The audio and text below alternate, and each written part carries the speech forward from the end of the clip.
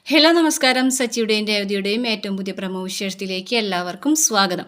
അങ്ങനെ സച്ചിയും രേവതിയും കൂടിയിട്ട് ആ ബൈക്കൊക്കെ ഇങ്ങനെ ഉന്തി ഉന്തി പോവുകയാണ് കേട്ടോ. അപ്പോൾ അടുത്തുള്ളൊരു ഫ്രണ്ടിൻ്റെ അടുത്ത് പോയിട്ട് അയാൾക്കൊരു കടയുണ്ട്. അപ്പോൾ അവിടെ ചെന്നിട്ട് പഞ്ചർ ഒട്ടിക്കാന്നൊക്കെ പറഞ്ഞിട്ട് പോവാണ്. അങ്ങനെ ഇവർ റോഡിലെത്തുന്ന സമയത്താണ് പെട്ടെന്ന് ഒരു ബോൾ വന്നിട്ട് രേവതിയുടെ മേലേക്ക് വീഴുകയാണ് കേട്ടോ. അപ്പോൾ പെട്ടെന്ന് അത് അങ്ങനെ നോക്കുമ്പോൾ ആരാന്ന് നോക്കുമ്പോൾ വേറെ ആരുമല്ല, ശ്രുതിയുടെ മകനാണ് കേട്ടോ. ശ്രുതിയുടെ അമ്മ അവിടെ ഉണ്ടല്ലോ, അനിയത്തിൻ്റെ വീട്ടിൽ, അതായത് അവരുടെ തറവാട്ടിൽ വീട്ടിൽ. അപ്പോൾ തറവാട്ട് വീട്ടിൽ ആ ഒരു റോഡിൻ്റെ സൈഡിലാണ് ഇവരെ വീട്. അപ്പോൾ ഈ ബോൾ വന്ന് വീഴുമ്പോഴാണ് ശ്രുതിയുടെ മോൻ ഓടി വന്നിട്ട് രേവതിയുടെ അടുത്തേക്ക് വരുമ്പോൾ രേവതിനെ കണ്ട വഴിക്ക് മനസ്സിലാവാണ്ട് അപ്പോൾ ആൻറ്റി എന്ന് പറഞ്ഞിട്ട് ഓടിച്ചെല്ലാണ്. എന്നിട്ട് ആ മോനെ ആദ്യം എന്ന് പറഞ്ഞിട്ട് രേവതി ഓടിച്ചെന്നിങ്ങനെ പിടിക്കുന്നുണ്ട് മോനെ. അപ്പോഴേക്കും ശ്രുതിയുടെ അമ്മ വരുന്നുണ്ട് കേട്ടോ. മോനെ റോട്ടിലേക്ക് ബോൾ തട്ടലേ എന്നൊക്കെ പറഞ്ഞിട്ട് ഇങ്ങനെ ഓടി വരികയാണ്. ആ സമയത്താണ് ഇവരെ കാണുന്നത് കേട്ടോ. അപ്പോൾ നിങ്ങളോ എന്ന് പറഞ്ഞിട്ട് ഇങ്ങനെ അകത്തേക്ക് അവരെ ക്ഷണിക്കുകയാണ്. അങ്ങനെ അവരിങ്ങനെ അവിടെ അകത്തേക്ക് ഇങ്ങനെ ചെല്ലുന്നുണ്ട്. മുറ്റത്ത് ഇങ്ങനെ നിന്ന് സംസാരിക്കുകയാണ് ഇവർ തമ്മിൽ. അപ്പോൾ നിങ്ങൾ എവിടെ പോയതാണെന്ന് ചോദിക്കുമ്പോൾ ഞങ്ങളിങ്ങനെ ഈ ഒരു അമ്പലത്തിൽ പോയതാണെന്ന് പറയട്ടോ. അപ്പോൾ ആ അമ്പലത്തിൻ്റെ ഒരു പേര് കേൾക്കുമ്പോൾ ശ്രുതിയുടെ അമ്മ ഒന്നിങ്ങനെ ശങ്കിച്ച് നിൽക്കുന്നുണ്ട് കേട്ടോ. ആ അമ്പലത്തിൽ നിങ്ങൾ എന്തിനാണ് പോയത് എന്നുള്ള രീതിയിൽ ചോദിക്കുന്നുണ്ട് കേട്ടോ. പിന്നെ ആ വിഷയം മാറ്റാണ്. എന്തായാലും സച്ചി പറയുന്നുണ്ട് ഞങ്ങൾ വണ്ടി ഒന്ന് പഞ്ചറായി, അപ്പോൾ അതുകൊണ്ട് ഞങ്ങളിങ്ങനെ തള്ളി പോകുമായിരുന്നു. എന്തായാലും രേവതി ഇവിടെ നിൽക്കട്ടെ എന്ന് പറയാണ് കേട്ടോ. അമ്മ മാത്രമേ ഉള്ളൂ ഇവിടെ എന്നൊക്കെ ചോദിക്കുന്നുണ്ട് കേട്ടോ സച്ചി. അപ്പോൾ അനിയത്തി ഉണ്ട്, അനിയത്തിയുടെ ഭർത്താവ് ഗൾഫിലാണ്, അങ്ങനെയുള്ള കാര്യങ്ങളൊക്കെ പറയുന്നുണ്ട്. അപ്പോൾ രേവതി ഇവിടെ നിൽക്കട്ടെ, ഞാനൊന്ന് പോയിട്ട് ഫ്രണ്ടിൻ്റെ ഒരു വർക്ക്ഷോപ്പ് ഉണ്ട് അവിടെ, അപ്പോൾ അതൊന്ന് അവിടെ വരെ പോയിട്ടൊന്ന് വണ്ടി പഞ്ചർ ഒട്ടിച്ചിട്ട് വരാം എന്ന് പറയട്ടോ. അപ്പോൾ രേവതി നീ ഇവിടെ നിൽക്കൂ എന്ന് പറയാം കേട്ടോ. അപ്പോൾ ശരി എന്ന് പറയും. അപ്പോൾ ശ്രുതിയുടെ അമ്മ പറയുന്നു മോൻ ധൈര്യമായിട്ട് പോയിട്ട് പോയോ, രേവതി ഇവിടെ നിന്നോളൂ എന്ന് പറയും. അപ്പോൾ ശ്രുതിയുടെ മോനും പറഞ്ഞിട്ട് ആൻറ്റിനെ ഞങ്ങൾ നോക്കിക്കോളാം, അങ്ങൾ പോയിട്ട് വായോ എന്ന് പറയുന്നത് കേട്ടോ. അങ്ങനെ സച്ചി ആ വണ്ടി തള്ളി പോകും. ശ്രുതിയല്ല രേവതി ഇങ്ങനെ അകത്തേക്ക് കയറിയിരിക്കുകയാണ്. ശ്രുതിയുടെ മോനിങ്ങനെ രേവതിനെ കളിക്കാൻ വിളിക്കാൻ കേട്ടോ. വാ ആൻറ്റി നമുക്ക് കളിക്കാം ആൻറ്റി, വേറെ ആരില്ല എനിക്ക് കളിക്കാമെന്നൊക്കെ. ആ സമയത്ത് പെട്ടെന്ന് തന്നെ കുറച്ച് കുട്ടികളൊക്കെ വരികയാണ് കേട്ടോ, ആദ്യയുടെ കൂട്ടുകാർ. അപ്പോൾ ശ്രുതിയുടെ അമ്മ പറയും മോൻ പോയി കളിച്ചിട്ട് വായോ, ആൻറ്റി ഇവിടെ ഇരിക്കട്ടെ എന്ന് പറയും. അങ്ങനെ രേവതിനോട് ശ്രുതിയുടെ അമ്മ ചോദിക്കുകയാണ് മോളെ എന്തിനാണ് മോള് നിങ്ങൾക്ക് തമ്മിൽ എന്തെങ്കിലും പ്രശ്നമുണ്ടോ, സച്ചിനായിട്ട് മോൾക്ക് എന്തെങ്കിലും പ്രശ്നമുണ്ടോ, നിങ്ങൾ തമ്മിൽ വഴക്കോ പ്രശ്നങ്ങളുണ്ടോ എന്നൊക്കെ ചോദിക്കുമ്പോൾ എന്താ അമ്മ അങ്ങനെ ചോദിച്ചതെന്ന് ചോദിക്കുമ്പോൾ പറയുന്നുണ്ട് അതല്ല, സാധാരണ ഈ അമ്പലത്തിലേക്ക് പോകാറ് കല്യാണം കഴിഞ്ഞ് കുട്ടികളില്ലാത്തവരും അതുപോലെ തന്നെ കല്യാണം കഴിഞ്ഞ ശേഷം ഒരു അടുപ്പമില്ലാത്തവർ, അതായത് സ്നേഹം ഇല്ലാണ്ട് വഴക്ക് പിടിച്ച് നിൽക്കുന്ന ദമ്പതിമാരാണ് ആ ഒരു അമ്പലത്തിൽ ചെന്ന് പ്രാർത്ഥിക്കാറ്. അപ്പോൾ അതുകൊണ്ടാണ് അമ്മ അങ്ങനെ ചോദിച്ചെന്ന് പറയും കേട്ടോ. അപ്പോൾ രേവതി പറയും ഞങ്ങൾ കല്യാണം കുറച്ച് പ്രശ്നങ്ങളോട് കൂടിയിട്ടാണ് നടന്നത്, അതുകൊണ്ട് എപ്പോഴെപ്പോഴും ഞങ്ങൾക്ക് ഇടയിൽ വഴക്ക് വരികയാണ്. അപ്പോൾ അതുകൊണ്ടാണ് അച്ചമ്മ ഞങ്ങളോട് ഈ ഒരു അമ്പലത്തിൽ പോയിട്ട് പ്രാർത്ഥിക്കാൻ പറഞ്ഞതെന്ന് പറയുമ്പോൾ ശ്രുതിയുടെ അമ്മ പറയാണ് ഉറപ്പായിട്ടും നിങ്ങൾ തമ്മിലുള്ള പ്രശ്നമൊക്കെ മാറും, അത്ര ശക്തിയുള്ളൊരു ദേവിയാണ് അവിടെ ഇരിക്കുന്നത് എന്നൊക്കെ പറയും കേട്ടോ. ആ സമയത്ത് ശ്രുതിയുടെ അമ്മയുടെ ഫോണിലേക്ക് ശ്രുതി വിളിക്കാൻ കേട്ടോ. ഈ സമയത്ത് രേവതിനെ വന്ന് വിളിച്ചുകൊണ്ട് പോവാണ്. വാ ആൻറ്റി നമുക്ക് കളിക്കാന്നുണ്ട്. അപ്പോൾ ശ്രുതിയുടെ അമ്മ പറയും മോളെന്നാൽ അവനെന്തായാലും മോളെ വിടാൻ പോകണില്ല എന്ന് പറയും. മോളെന്നാൽ കുറച്ച് നേരം അവൻ്റെ അടുത്ത് നിൽക്ക്, ഞാൻ കാപ്പി എടുക്കാമെന്ന് പറയും കേട്ടോ. അപ്പോൾ ആ സമയത്ത് ഫോൺ അറ്റൻഡ് ചെയ്യാണ്. ശ്രുതിയുടെ അമ്മ ചോദിക്കുകയാണ് നീ എന്താ ഈ സമയത്ത് എന്ന് ചോദിക്കുമ്പോൾ അതെന്താ എനിക്ക് സമയം നോക്കണോ അമ്മനെ വിളിക്കാനായിട്ടെന്ന് പറയും. അല്ല നിനക്ക് വലിയ തിരക്കും കാര്യങ്ങളൊക്കെ അല്ലേ എന്ന് പറയാൻ കേട്ടോ. അപ്പോൾ ശ്രുതി പറയും ഞാൻ അമ്മനോട് പറഞ്ഞിട്ടുള്ളതല്ലേ, എന്നെ ജോലി സമയത്തൊന്നും വിളിക്കരുത്, ആഴ്ചയിൽ 3 തവണ ഞാൻ അങ്ങോട്ട് വിളിക്കാമെന്ന് പറഞ്ഞിട്ടുള്ളതല്ലേ എന്നൊക്കെ ചോദിക്കുമ്പോൾ ഞാൻ നിൻ്റെ അമ്മയല്ലേടി, എനിക്ക് നിന്നോട് എന്തെങ്കിലും സംസാരിക്കണം തോന്നിയാൽ വിളിച്ചൂടെ, എനിക്കതിന് നേരവും കാലമൊക്കെ നോക്കണോ എന്നൊക്കെ ചോദിക്കാൻ കേട്ടോ. അപ്പോൾ ശ്രുതി പറയുന്നുണ്ട് എനിക്ക് ആ സമയത്ത് കുറച്ച് തിരക്കും കാര്യങ്ങളൊക്കെ ഉണ്ടായിരുന്നു, അപ്പോൾ ആ ഒരു ടെൻഷനിലാണ് ഞാൻ അങ്ങനെ പറഞ്ഞത് പറയട്ടോ. അപ്പോൾ ശ്രുതിയുടെ അമ്മ പറയാണ് ആദിക്ക് നിന്നോട് സംസാരിക്കണം എന്ന് പറഞ്ഞിട്ടാണ് ഞാൻ വിളിച്ചത്, അവൻ ഒരുപാട് ചോദ്യങ്ങളൊക്കെ എന്നോട് ചോദിച്ചുകൊണ്ടിരിക്കുകയാണ്, അവനിപ്പോൾ വലുതായി വരല്ലേ, ഇപ്പം നിന്നെ ആൻറ്റി എന്നാണ് വിളിക്കുന്നതെങ്കിലും നീയാണ് അവൻ്റെ അമ്മ എന്ന് അറിയൂ എന്നൊക്കെ പറയാണ് കേട്ടോ. ഈ സമയത്ത് പെട്ടെന്ന് തന്നെ ശ്രുതി പറയും ഇത് തന്നെയാണ് ഞാൻ അമ്മനെ വിളിക്കാത്തതിൻ്റെ പ്രധാന കാരണം, എന്ത് പറഞ്ഞിട്ടുണ്ടെങ്കിലും ഈ കാര്യം പറഞ്ഞിട്ടാണ് അമ്മ അവസാനിപ്പിക്കുന്നത്, അപ്പോൾ അതുകൊണ്ട് എനിക്ക് വിളിക്കാൻ മടി എന്നൊക്കെ പറയാം കേട്ടോ. അപ്പോൾ ശ്രുതിയുടെ അമ്മ പറയും ശരി എന്നാൽ ഇനി ഞാൻ നിന്നോടൊന്നും പറയുന്നില്ല, നീ അതിനെക്കുറിച്ചൊന്നും ചിന്തിക്കേണ്ട, എന്തായാലും നിൻ്റെ കല്യാണം നീ ഒറ്റയ്ക്ക് തന്നെ നടത്തല്ലേ, നിനക്ക് ഇവിടെ വന്നിട്ട് ആ അമ്പലത്തിലൊന്ന് വഴിപാടൊക്കെ ചെയ്തുകൂടെ എന്നൊക്കെ ചോദിക്കാൻ കേട്ടോ. അപ്പോൾ ശ്രുതി പറയും എനിക്കതിലൊന്നും താല്പര്യമില്ല, അമ്മ എന്തെങ്കിലും വേണമെന്നുണ്ടെങ്കിൽ ചെയ്തോ, പൈസ ഞാൻ അയച്ചു തരാം എന്ന് പറയാണ് കേട്ടോ. എന്തായാലും നീ വിളിച്ചല്ലോ, ആദിക്ക് നിന്നോട് സംസാരിക്കണം എന്ന് പറഞ്ഞിട്ട് ഞാൻ അവൻ്റെ കയ്യിൽ ഫോൺ കൊടുക്കാമെന്ന് പറയുമ്പോൾ ശ്രുതി പറയുന്നുണ്ട് ഫോൺ കൊടുക്ക്, ഞാൻ അവന് സംസാരിക്കണം എന്ന് പറഞ്ഞുകൊണ്ടാണ് വിളിച്ചതെന്ന് പറയാം കേട്ടോ.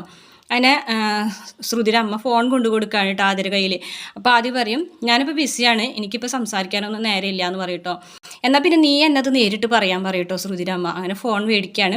അങ്ങനെ ഫോൺ മേടിച്ച് പറയുന്നുണ്ട്, ആൻറ്റി ഞാൻ സംസാരിക്കണമെന്ന് പറഞ്ഞ സമയത്ത് ആൻറ്റി സംസാരിച്ചില്ലല്ലോ, ഇനിയിപ്പോൾ എനിക്ക് സംസാരിക്കാനായിട്ട് നേരമില്ല, ഞാൻ നല്ല ബിസിയാണ്, എനിക്കൊരു ആൻറ്റീനെ കിട്ടിയിട്ടുണ്ട്, പുതിയ ആൻറ്റി, ആ ആൻറ്റീനായിട്ട് ഞാൻ ബോൾ കളിച്ചുകൊണ്ടിരിക്കുകയാണ് എന്ന് പറഞ്ഞിട്ട് വേഗം തന്നെ ശ്രുതിയുടെ അമ്മയുടെ കയ്യിൽ ഫോൺ കൊടുക്കുകയാണ് കേട്ടോ. അപ്പോൾ ശ്രുതി അമ്മനോട് ശ്രുതി ചോദിക്കുകയാണ്, ആരാണ് ആൻറ്റി എന്ന് പറഞ്ഞത് എന്ന് ചോദിക്കുമ്പോൾ അത് ഞങ്ങൾ ബസ്സിൽ വെച്ച് കണ്ട് പരിചയപ്പെട്ട ഒരു കുട്ടിയെന്ന് പറയുമ്പോൾ എന്തിനാണ് ഇങ്ങനെ പരിചയമില്ലാത്ത ആൾക്കാരൊക്കെ കയറ്റി അവിടെ അവനായിട്ട് കളിക്കാനൊക്കെ സമ്മതിക്കുന്നത്, ആരെയും പരിചയമില്ലാത്തവരൊന്നും കേട്ടണ്ടെന്നൊക്കെ പറ, അതൊന്നും കുഴപ്പമില്ല, എനിക്ക് അറിയുന്ന കുട്ടിയാണ്, അത് നല്ല കുട്ടിയാണെന്നൊക്കെ പറയും കേട്ടോ. അങ്ങനെ ശ്രുതി ഇങ്ങനെ ഫോൺ വെക്കുകയാണ് കേട്ടോ. അതിന് ശേഷം പിന്നീട് കാണിക്കുന്നത് സച്ചി ഈ ബൈക്കൊക്കെ ശരിയാക്കി വരികയാണ്. ബൈക്കൊക്കെ ശരിയാക്കി വന്നതിന് ശേഷം അവരോടൊക്കെ യാത്ര പറഞ്ഞ് പോകാണ് കേട്ടോ. അപ്പോൾ എന്തായാലും നാളെ വരാമെന്ന് പറഞ്ഞിട്ടാണ് രേവതി ആദ്യയുടെ അടുത്തുനിന്ന് പോകുന്നത്. അപ്പോൾ എന്തായാലും കുറച്ച് ദിവസം അമ്പലത്തിൽ തൊഴാൻ പോകണമല്ലോ, അപ്പോൾ അതുകൊണ്ട് തന്നെ നാളെ വരാമെന്ന് പറഞ്ഞിട്ട് യാത്ര പറഞ്ഞ് പോകാണ്. അങ്ങനെ അതൊക്കെ കഴിഞ്ഞ ശേഷം പിന്നീട് രവീന്ദ്രനും ഭാമയും അതുപോലെ തന്നെ ചന്ദ്രയും കൂടെ സംസാരിച്ചുകൊണ്ടിരിക്കുകയാണ്. അങ്ങനെ അവർ തമ്മിൽ സംസാരിക്കുന്നത് വേറെ ഒന്നുമല്ല, യൂണിയൻ ഓഫീസിൽ പോകണം, പെൻഷൻ്റെ കാര്യം സംസാരിക്കാമെന്നൊക്കെ പറയുമ്പോൾ പിന്നെ ഒരു യൂണിയൻ ഓഫീസ്, ആ പെൻഷനുള്ളത് കിട്ടണമില്ല, ഇനിയിപ്പോൾ കല്യാണത്തിൻ്റെ ചിലവിനും കാര്യങ്ങൾക്കൊക്കെ എന്ത് ചെയ്യും, എവിടെ നിന്ന് എടുത്തിട്ട് ചിലവാക്കും, അങ്ങനെയുള്ള കാര്യങ്ങളൊക്കെ പറയാണ് കേട്ടോ ചന്ദ്ര. അങ്ങനെ പറയുന്നുണ്ട്. അപ്പോൾ രവീന്ദ്രൻ പറയുന്നത് എന്തായാലും ഇവിടുത്തെ ചിലവുകളൊക്കെ നടന്നു പോകുന്നുണ്ടല്ലോ സച്ചി ഒരാളുള്ളത് കൊണ്ട് എന്ന് പറയും. വലിയ ജോലിക്കാരൻ എന്നൊക്കെ പറഞ്ഞിട്ട് ചന്ദ്ര കളിയാക്കുകയാണ് കേട്ടോ. അപ്പോൾ രവീന്ദ്രൻ പറയേണ്ടി ജോലി എന്തായാലും അവൻ തന്നെയല്ലേ ഇപ്പോൾ വരുമാനം ഇവിടേക്ക് കൊണ്ടുവരുന്നത്, വേറെ ആരെങ്കിലും ഒരു വരുമാനം ഇവിടേക്ക് എത്തുന്നുണ്ടോ എന്ന് ചോദിക്കുകയാണ് കേട്ടോ. അപ്പോൾ ചന്ദ്ര പറയും ഇനിയിപ്പോൾ ഇനി സുധി ജോലിക്ക് പോയി തുടങ്ങില്ലേ, അടുത്ത മാസം അവനും തരും ചിലവിനെന്ന് പറയാനിട്ട്. ഇതൊക്കെ കേട്ട് സുധി നിൽക്കുകയാണ് കേട്ടോ.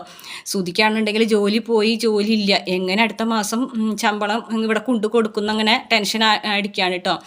അപ്പം ഇതൊന്നും ചന്ദ്രയ്ക്ക് അറിയില്ലല്ലോ ജോലിയിൽ. ചന്ദ്ര വലിയ വലുപ്പത്തിൽ പറയുകയാണ് അവനെ സച്ചി ഇപ്പോൾ ജോലി ചെയ്താൽ തന്നെ എത്ര വരുമാനം ഉണ്ടാക്കാൻ പറ്റും, അതുപോലെയല്ല സുധി പോയിരിക്കുന്ന ജോലിയെ ഇനി കോടിക്കണക്കിന് വരുമാനം അവന് ഉണ്ടാക്കാൻ പറ്റും, അല്ലാണ്ട് സച്ചിനെ പോലെ ഇങ്ങനത്തെ കൂലിവേല ഒന്നുമല്ല ചെയ്യുന്നത്, അങ്ങനെയുള്ള കാര്യങ്ങളൊക്കെ പറയാണ് കേട്ടോ.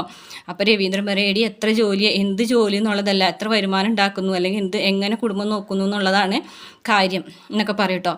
അങ്ങനെ അത് കഴിഞ്ഞതിന് ശേഷം രവീന്ദ്രൻ പറയും ഞാൻ പോകുകയാണെന്ന് പറഞ്ഞിട്ട് രവീന്ദ്രൻ അവിടെ നിന്ന് പെൻഷൻ ഓഫീസിലേക്ക് പോവുകയാണ്. ഈ സമയത്ത് സുധി അവിടേക്ക് വരികയാണ് കേട്ടോ. അപ്പോൾ സുധിനോട് ചന്ദ്ര ചോദിക്കുന്നു, മോനെ അച്ഛൻ പറഞ്ഞത് കേട്ടില്ലേ, സച്ചിയാണ് ഇവിടെ ഈ വീട്ടിലേക്ക് വരുമാനം കൊണ്ടുവരുന്നതെന്ന്, അടുത്ത മാസം നിന്നെക്കൊണ്ടും കൊടുക്കാൻ പറ്റൂല എന്നൊക്കെ ചോദിക്കുകയാണ് കേട്ടോ. സുധി ഒന്നും മിണ്ടാതെ അവിടെ ഇങ്ങനെ ഇരിക്കുകയാണ് കേട്ടോ. എന്നിട്ട് പറയുന്നുണ്ട് ഇനിയിപ്പോൾ കല്യാണത്തിൻ്റെ കാര്യങ്ങൾക്കും ചിലവിനൊക്കെ ആയിട്ട് ഞാനിപ്പോൾ അങ്ങേരെ അമ്മയുടെ അടുത്ത് പോകാനാണ് പോകുന്നത്. സുധി നിനക്ക് വേണ്ടിയിട്ടാണ് മോനെ ഞാനിതൊക്കെ ചെയ്യുന്നത്, നിൻ്റെ ഒരാളുടെ കാര്യം ആലോചിച്ച് മാത്രമാണ് അമ്മ അച്ഛമ്മയുടെ അടുത്തേക്ക് പോകാൻ പോകുന്നത്, അല്ലാതെ ഞാൻ ഒരിക്കലും ആ സ്ത്രീയുടെ അടുത്തേക്കും ആ വീട്ടിലേക്കും പോകില്ല. പക്ഷെ നിനക്ക് നല്ലത് വരണം, നീ നല്ല രീതിയിൽ ജീവിക്കണം, നീയും ശ്രുതി നല്ല സന്തോഷത്തോടും സമാധാനത്തോടുകൂടി ജീവിക്കണം, അതിന് വേണ്ടിയിട്ടാണ് അമ്മ കഷ്ടപ്പെടുന്നത് മോനെ, മറ്റാരെക്കുറിച്ച് എനിക്കൊരു ചിന്തയില്ല, പക്ഷെ നീ നന്നായിട്ട് വരണം എന്നൊക്കെ പറയാണ് കേട്ടോ. ഇത് കേൾക്കുമ്പോൾ സുധിക്ക് സങ്കടം വരികയാണ് കേട്ടോ. സുധി വേഗം താഴത്ത് ഇങ്ങനെ ഇട്ടിട്ട് ചന്ദ്രൻ്റെ അടുത്തിരുന്നിട്ട് പൊട്ടി കരയാണ് കേട്ടോ. അപ്പോൾ പറയാണ് എന്താ മോനെ, എന്താ നീ കരയണത്, എന്തിനാ കരയുന്നത്, നിനക്ക് വേണ്ടിയിട്ടല്ല അമ്മ ജീവിക്കണത്, അമ്മ ഓരോ കാര്യങ്ങളൊക്കെ ചെയ്യുന്നത്, നീ എന്തിനാണ് കരയുന്നതെന്ന് ചോദിക്കാൻ കേട്ടോ. അപ്പോൾ അമ്മ ഇത്രയും എന്നെ സ്നേഹിക്കുന്നുണ്ടല്ലോ, അമ്മയുടെ അടുത്ത് നിന്ന് ഞാൻ സത്യം മറച്ചു വയ്ക്കാൻ പാടില്ല, ഞാൻ അമ്മനോടൊരു കള്ളം പറഞ്ഞു അമ്മയെന്ന് പറയാൻ കേട്ടോ. അപ്പോൾ ചന്ദ്ര അങ്ങനെ സുധിനെ പിടിച്ചെഴുന്നേപ്പിച്ചിട്ട് സുധി നീ എന്ത് കള്ളാണ് അമ്മയുടെ അടുത്ത് ചെയ്തത്, നീ എന്ത് കള്ളാണ് എന്ത് സത്യമാണ് അമ്മയുടെ അടുത്ത് നിന്ന് മറച്ചു വെച്ചതെന്ന് ചോദിക്കുകയാണ്. അന്നേരം സുധി പറയണം അമ്മേ എനിക്കിപ്പോൾ ജോലിയില്ല, 2 ദിവസത്തിനുള്ളിൽ തന്നെ എൻ്റെ ജോലി പോയി എന്ന് പറയുന്ന കേട്ടോടുകൂടി ചന്ദ്ര ആകെ ഞെട്ടിത്തരിക്കും കേട്ടോ. എന്താ നീ പറഞ്ഞത്, നീ ആ ജോലിയും കളഞ്ഞോ എന്ന് ചോദിക്കാൻ കേട്ടോ. ആ അമ്മ ആ ജോലി പോയി എന്ന് പറഞ്ഞിട്ട് നടന്ന സംഭവങ്ങളൊക്കെ പറയാൻ കേട്ടോ. ഇത് കേൾക്കുമ്പോൾ ചന്ദ്ര ആകെ ഷോക്കായി പോവുകയാണ്. ഭാമയാണെന്നുണ്ടെങ്കിലും നീ ആ ജോലിയും കളഞ്ഞ 2 ദിവസത്തിനുള്ളിൽ തന്നെ ആ ജോലിയും കളഞ്ഞോ എന്നൊക്കെ ചോദിക്കാൻ കേട്ടോ. അങ്ങനെ സുധി വിഷമത്തോടുകൂടി നിൽക്കുകയാണ്. നീ എന്തേ എന്നിൽ നിന്ന് അത് മറച്ചു വെച്ചതെന്ന് ചോദിക്കാൻ കേട്ടോ. അമ്മേ എന്നോട് ശ്രുതിയാണ് പറഞ്ഞത് അമ്മനോട് പറയണ്ടെന്ന്. ശ്രുതി എന്തിനാണ് എന്നോട് പറയണ്ടെന്ന് പറഞ്ഞ് നിന്നോട് ഒളിച്ചു വെക്കാൻ പറഞ്ഞതെന്ന് ചോദിക്കാൻ കേട്ടോ. അമ്മ അല്ലാണ്ട് എന്നെ ഒരുപാട് കാര്യങ്ങൾ ആലോചിച്ച് ടെൻഷനിലാണെന്ന് അവൾ പറഞ്ഞു. ഇനി ഈ ഒരു കാര്യം കൂടെ പറഞ്ഞ് അമ്മനെ ടെൻഷൻ അടുപ്പിച്ച് വിഷമിപ്പിക്കരുത്. ഈ ഒരു കാര്യം ആലോചിച്ച് അമ്മ ടെൻഷൻ എടുക്കരുത്, അതുകൊണ്ട് പിന്നെ പറയാം, അല്ലെങ്കിൽ വേറൊരു ജോലി കിട്ടിയതിന് ശേഷം നമുക്ക് പറഞ്ഞാൽ മതി എന്നാണ് അവൾ പറഞ്ഞതെന്ന് പറഞ്ഞപ്പോൾ ഭാമയ്ക്ക് അങ്ങോട്ട് വലിയ അഭിമാനമാവും കേട്ടോ. അപ്പോൾ ചന്ദ്രയാണെന്നുണ്ടെങ്കിലും ആകെ ഷോക്കായ പോലെ തന്നെ നിൽക്കുകയാണ് കേട്ടോ. തൻ്റെ മരുമോൾക്ക് ഇത്രയധികം സ്നേഹം തന്നോട് ഉണ്ടോ എന്നിങ്ങനെ ആലോചിച്ചിട്ട്. അപ്പോൾ ഭാമ പറയുന്നുണ്ട്, കണ്ടില്ലേ നിൻ്റെ മരുമോളൊരു സ്നേഹം കണ്ടില്ലേ, നിൻ്റെ മനസ്സ് വിഷമിക്കരുതെന്ന് കരുതിയിട്ടാണ് ഈ ഒരു രഹസ്യം ഒളിച്ചു വെക്കാനായിട്ട് അവൾ പറഞ്ഞത്. ഇത്രയും നല്ലൊരു മരുമോളെ നിനക്കിനി വേറെ കിട്ടാനില്ല ചന്ദ്രയെ, നീ എന്തായാലും ഭാഗ്യവതിയാണെന്നൊക്കെ പറയാൻ കേട്ടോ. അപ്പോൾ ചന്ദ്ര പറയുന്നുണ്ട്, ശരി തന്നെയാണ് നീ പറഞ്ഞത്, എങ്കിലും ജോലി പോയില്ലേ ഭാമേ എന്നൊക്കെ പറയാൻ കേട്ടോ. ആ ജോലി വേറെ ഒരെണ്ണം കണ്ടുപിടിക്കാമെന്ന് ശ്രുതി പറഞ്ഞിട്ടുണ്ടെന്നുള്ള കാര്യങ്ങളൊക്കെ പറയാൻ കേട്ടോ. പിന്നീട് കാണിക്കുന്നത് പിറ്റേ ദിവസം രാവിലെ തന്നെ സച്ചി ഈ അമ്പലത്തിൽ പോകണമല്ലോ സച്ചിക്കും രേവതിക്ക്. അപ്പോൾ രേവതിയുടെ കുളിയൊക്കെ കഴിഞ്ഞിട്ട് സച്ചി കുളിക്കാൻ വരികയാണ്. അപ്പോൾ പുഴയിൽ പോയിട്ട് കുളിക്കാൻ പോകണമെന്ന് പറഞ്ഞപ്പോൾ അച്ഛമ്മ സമ്മതിക്കില്ല, അതേ നിനക്ക് വേണ്ടിയിട്ട് പാറമ്മ ചൂടുവെള്ളം ഉണ്ടാക്കിക്കൊണ്ടിരിക്കുകയാണ്, എന്നിട്ട് കുളിച്ചാൽ മതി എന്ന് പറയും. എങ്കിൽ പിന്നെ അച്ഛമ്മ എനിക്ക് തലയിൽ എണ്ണിട്ട് ആ മസാജൊക്കെ ചെയ്ത് തരില്ല, അതുപോലെ ചെയ്യ് എന്നൊക്കെ പറയാൻ കേട്ടോ. എനിക്ക് ബൈക്കിൽ കുറേ ദൂരം സഞ്ചരിച്ചില്ല, അത് കാരണം ഭയങ്കര തലവേദനയും കണ്ണൊക്കെ വേദന എടുക്കുന്നുണ്ട് എന്നൊക്കെ പറയട്ടെ. അപ്പോൾ പാറമ്മ ചോദിക്കുകയാണ്, നീ കാർ ഓടിക്കണതല്ലേ മോനെ, കാർ ഓടിച്ച് എത്രയോ ദൂരം പോകുന്നുണ്ട്, അപ്പോൾ ഒന്നും നിനക്ക് കുഴപ്പമില്ലല്ലോ എന്ന് ചോദിക്കുമ്പോൾ അത് പിന്നെ കാറിലല്ലേ പാറമ്മേ, ഇതിപ്പോൾ ബൈക്കിലല്ലേ, എനിക്ക് വെയിലൊക്കെ കൊണ്ടിട്ടാണ് അങ്ങനെയെന്നൊക്കെ പറയാൻ കേട്ടോ. എന്തായാലും അച്ഛമ്മ പറയാണ്, അതെ ഈ ഭൂമിയിൽ നടക്കേണ്ട കാര്യങ്ങൾ നടക്കേണ്ട സമയത്ത് നടക്കണം, അതല്ലാന്നുണ്ടെങ്കിൽ പല പ്രശ്നങ്ങളുണ്ടാവുന്നൊക്കെ അച്ഛമ്മ ഒരു അർത്ഥം വെച്ച പോലെ പറയാൻ കേട്ടോ. അതൊക്കെ പറഞ്ഞാൽ മനസ്സിലാക്കാനുള്ള ബുദ്ധി നിനക്കുണ്ട് എന്നൊക്കെ പറയുമ്പോൾ സച്ചി പറയുന്ന അതൊന്നും എനിക്ക് മനസ്സിലാവുന്നില്ല എന്നൊക്കെ പറഞ്ഞിട്ട് നിൽക്കാണ്ട് അച്ഛമ്മ ഇപ്പോൾ തൽക്കാലം എനിക്ക് ആ എണ്ണ ചൂടാക്കി കൊണ്ടുപോയി എനിക്ക് തലയിലൊക്കെ ഒന്ന് മസാജ് ചെയ്തതാന്ന് പറയട്ടോ. നീ ഇവിടെ ഇരിക്കും, ഞാനിപ്പോൾ വരാമെന്ന് പറഞ്ഞിട്ട് എണ്ണ എടുക്കാനായിട്ട് പോകട്ടെ. ഈ സമയത്ത് രേവതി അകത്തുണ്ടായിരുന്നു. അപ്പോൾ രേവതിനോട് പറയും, എണ്ണ എടുത്ത് കൊടുത്തിട്ട് രേവതിനോട് പറയും, ഈ എണ്ണ കൊണ്ടുപോയിട്ട് നീ സച്ചിയുടെ തലയിൽ ഇട്ട് കൊടുക്ക്, അവന് എണ്ണ തേച്ച് കുളിക്കണം എന്ന് പറയുന്നുണ്ടെന്ന് പറയട്ടോ. അപ്പോൾ രേവതിയെ ഞാനോ നീ തന്നെ ചെയ്യ്, ഇങ്ങനെയൊക്കെയാണ് ഓരോ കാര്യങ്ങൾ ചെയ്ത് അടുക്കാൻ നോക്കാന്നൊക്കെ പറഞ്ഞിട്ട് കുറച്ച് കാര്യങ്ങളൊക്കെ അച്ഛമ്മ പറഞ്ഞ് മനസ്സിലാക്കി കൊടുക്കാം കേട്ടോ. അങ്ങനെ ആ എണ്ണയും കൊണ്ട് സച്ചി വരികയാണ്, സച്ചിയല്ല രേവതി വരികയാണ് കേട്ടോ സച്ചിയുടെ അടുത്തേക്ക് ആ എണ്ണ ഇടാനായിട്ട്. എന്നിട്ട് സച്ചിനോട് രേവതി തിരിഞ്ഞിരിക്കുന്നു പറയും. തിരിഞ്ഞിരിക്കാനാ? എങ്ങോട്ട് തിരിഞ്ഞിരിക്കാനെന്ന് പറയണേ? അല്ല എണ്ണ തേച്ച് തരാം. നീയാ എണ്ണ തേക്കണത്? വേണ്ട എൻ്റെ തലയിൽ തൊട്ട് പോകരുതെന്നൊക്കെ പറയും കേട്ടോ. അച്ഛമ്മ പറഞ്ഞിട്ടാണ്, ആര് പറഞ്ഞാലും എൻ്റെ തലയിൽ നീ എണ്ണ തേക്കണ്ട, അച്ഛമ്മയുടെ അച്ഛമ്മനെ വിളിക്കാൻ പറയും കേട്ടോ. അപ്പോൾ അച്ഛമ്മ വേറെ എന്തോ ചെയ്തുകൊണ്ടിരിക്കുകയാണ്, എന്നോട് തേച്ച് തരാൻ പറയും. വേണ്ട നീ ചെയ്ത് തരണ്ടെന്ന് പറഞ്ഞിട്ട് രേവതിനെ കൊണ്ട് തേക്കാൻ സമ്മതിക്കില്ല കേട്ടോ. എൻ്റെ തലയിൽ അച്ഛമ്മല്ലാണ്ട് വേറെ ആരും തൊടണ്ടെന്നൊക്കെ പറഞ്ഞിട്ട് ആകുമ്പോൾ രേവതിക്കൊരു വിഷമം പോലെ ആവുന്നുണ്ട് കേട്ടോ. രേവതി എന്നിട്ട് സച്ചിയുടെ കൈ പിടിച്ചിട്ട് ആ എണ്ണ അങ്ങോട്ട് കൈ കൊടുക്കും കേട്ടോ. കൈ കൊടുത്തിട്ട് പറയാണ്, അതേ ആവശ്യക്കാരെ എന്നെ തേച്ചോളാം പറഞ്ഞിട്ട് അങ്ങനെ പോകാണ്ട്. ഇതൊക്കെ നോക്കി പാറമ്മ ഇരിക്കുന്നു കേട്ടോ. അപ്പോൾ പാറമ്മ അകത്തേക്ക് തന്നെ പോകും. രേവതിക്ക് വിഷമാവാണ് കേട്ടോ, എണ്ണൊക്കെ കൊണ്ടുവന്നിട്ട് തേച്ച് കൊടുക്കാൻ സമ്മതിക്കാതാവുമ്പോൾ. അപ്പോൾ സച്ചി പൊക്കോ, എല്ലാവരും പൊക്കോ എന്ന് പറഞ്ഞിട്ട് സച്ചി തന്നെ സ്വയം സച്ചിയുടെ തലയിൽ എണ്ണ തേക്കണ്ട. അകത്തേക്ക് ചെല്ലുന്ന സമയത്ത് അച്ഛമ്മ ചോദിക്കുന്നുണ്ട്, എന്താ മോളെ എന്താ വന്നേ, നീ സച്ചിക്ക് എണ്ണ ഇട്ട് കൊടുത്തില്ലേന്ന് ചോദിക്കുകയാണ് കേട്ടോ. അപ്പോൾ പറയുന്നുണ്ട്, അച്ഛമ്മേ അതിന് ഞാൻ മാത്രം വിചാരിച്ചാൽ മതിയോ, വേണ്ടാന്ന് പറഞ്ഞ് വാശി പിടിക്കുമ്പോൾ പിന്നെ ഞാൻ എന്ത് ചെയ്യാനും. അപ്പോൾ പറയുമ്പം പറയാം, അതെ ശരിയാണ്, അതെ അവൻ സമ്മതിച്ചില്ല കൊച്ചിനെ കൊണ്ട് തലയിൽ തൊടിക്കാനായിട്ടെന്നൊക്കെ പറയും കേട്ടോ. അപ്പോൾ മോളെ അപ്പോൾ രേവതിക്കാണെങ്കിൽ വിഷമമായിട്ട് രേവതി അച്ഛമ്മരോട് പറയുന്നുണ്ട്, ഇതൊന്നും ശരിയാവില്ല അച്ഛമ്മ, ഞാൻ എന്ന് വെച്ച് കഴിഞ്ഞാൽ കഴിഞ്ഞതൊക്കെ മറന്ന് നല്ല രീതിയിൽ ജീവിക്കാമെന്ന് വിചാരിച്ച് നിൽക്കുമ്പോൾ എന്നോട് വീണ്ടും ഇങ്ങനെ ഓരോ കാര്യങ്ങൾ പറഞ്ഞ് തട്ടിക്കയറി വന്നുകൊണ്ടിരിക്കുകയാണെന്നൊക്കെ പറയും കേട്ടോ. ഇതൊന്നും നല്ല രീതിയിൽ അവസാനിക്കൂല എന്നൊക്കെ പറയുമ്പോൾ അച്ഛമ്മ പറയും, മോളെ നീ അങ്ങനെ ടെൻഷൻ അടിക്കല്ലേ, പതുക്കനെ അവന് മാറി വരും, അവൻ്റെ പെട്ടെന്നുള്ളൊരു കല്യാണമല്ല, അവൻ്റെ മനസ്സ് ഒരിക്കലും ഒരു കല്യാണത്തിന് തയ്യാറായിരുന്നില്ലല്ലോ, പെട്ടെന്നല്ലേ പിടിച്ച് കെട്ടിച്ചത്, അപ്പോൾ അവൻ്റെ മനസ്സൊന്ന് മാറി വരാനായിട്ട് ഒത്തിരി സമയം പിടിക്കും മോളെ, മോൾ ക്ഷമിക്കുന്നൊക്കെ പറഞ്ഞിട്ട് രേവതിനെ ആശ്വസിപ്പിക്കുകയൊക്കെ ചെയ്യുന്നുണ്ട് കേട്ടോ. എന്തായാലും മോൾ ഒരുങ്ങ് വേഗം തന്നെ അമ്പലത്തിലേക്ക് പോയിട്ട് വായു, അവിടെ പോയി പ്രാർത്ഥിച്ചിട്ടുണ്ടെങ്കിൽ എല്ലാതും ശരിയാവും എന്നൊക്കെ പറഞ്ഞിട്ട് ആശ്വസിപ്പിക്കുകയാണ് കേട്ടോ. അപ്പോൾ ഇത്രയൊക്കെയാണ് ഇന്നത്തെ ഈ ഒരു വിശേഷങ്ങളുള്ളത്. അപ്പോൾ വീഡിയോ ഇഷ്ടപ്പെട്ടാൽ മറക്കാതെ ചാനൽ ഒന്ന് സബ്സ്ക്രൈബ് ചെയ്ത് സപ്പോർട്ട് ചെയ്യണം കേട്ടോ.